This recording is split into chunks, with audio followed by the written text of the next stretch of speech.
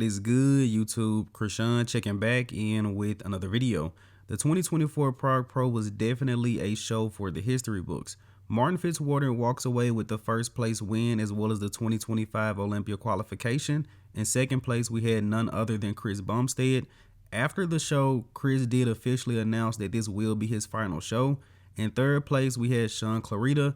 Not pictured here, I'm still waiting on better quality images, but Matthias Hollweck finished in fourth and Horse MD finished in fifth. And we have a lot to unpack here, guys. If you guys watched my prejudging video, I said that Martin Fitzwater was going to win this show because he has more density and he's going to win by bodybuilding standards. Now, little did I know I was going to be one of the only people that thought that Martin was going to walk away with the win here. Very interesting. And I'll say this right off top. If Chris would have won this show, I would not have been upset at all.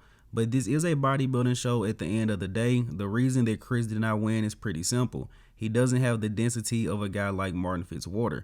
Now that kind of brings up another argument, because if we talk about density for his height and size, Clarida also has more density than Chris Bumstead. But either way, guys, this was a very interesting show, and you guys are probably going to say it also had some very interesting judging.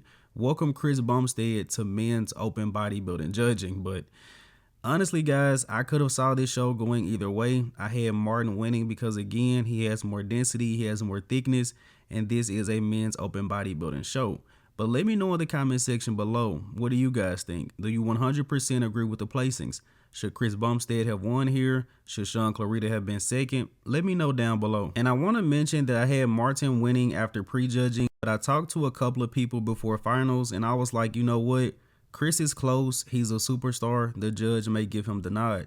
But shout out to the judges for not making a political decision here. But honestly, I think people are going to be upset with this. It's Chris Bumstead at the end of the day. And I want to talk about the top three guys one by one. And of course, let's start with the champ, Martin Fitzwater. And let's talk about why were so many people counting this guy out. Martin is top 4 in the world. Why were so many people leaning towards Chris Bumstead? So two things I noticed about Martin at this show. His tan was off at prejudging, which pretty much everyone saw. And also he began to fade the more that the guys posed. Especially at finals, Martin really started to sweat towards the end of the pose down.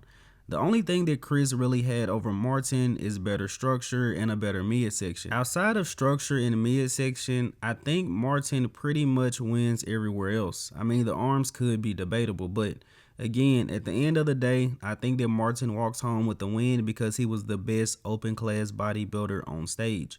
Martin should be competing in the Prague Pro next year, maybe even another show outside of that, but the future is very bright for this guy. I'm pretty sure he was at least a little bit scared after prejudging, but congrats goes out to Martin. And let's talk about our second place finisher, Chris Bumstead, 6-time Classic Physique Olympia champion, and should be now officially retired from the sport of bodybuilding.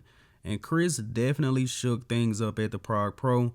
This was definitely one of the best shows of the entire year. And it's very weird because I would not say that Chris was robbed, but hearing Chris Bumstead called for second place, it just doesn't really sit right with me. The only thing that Chris was missing was more density. And I can save you guys a lot of time from watching 1-2 hour podcasts about this.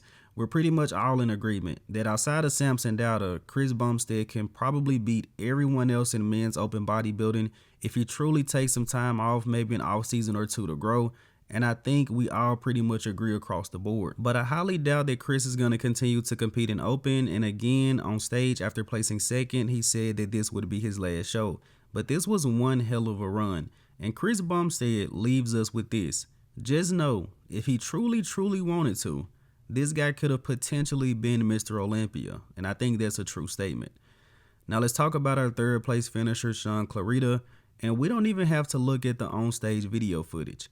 This was taken by AJ Kelly Robert backstage, and once I saw this, I knew that Shaun Clarida was going to bring something truly different, and he did to the finals.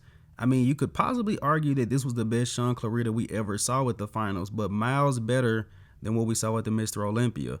And I'm not even going to mention the guy's name anymore, but Shaun's former coach, he really screwed this guy over. And I'm definitely not letting that go. But huge shout out goes out to the Giant Killer for making massive improvements from the Mr. Olympia to Prague.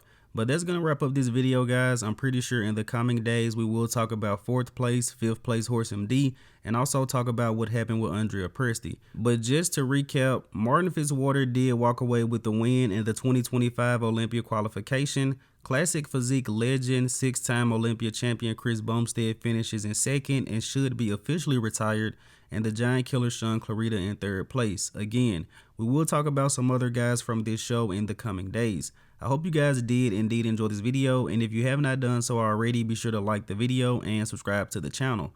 I'm Shaun from Go Fitness, and that's it. I'm out.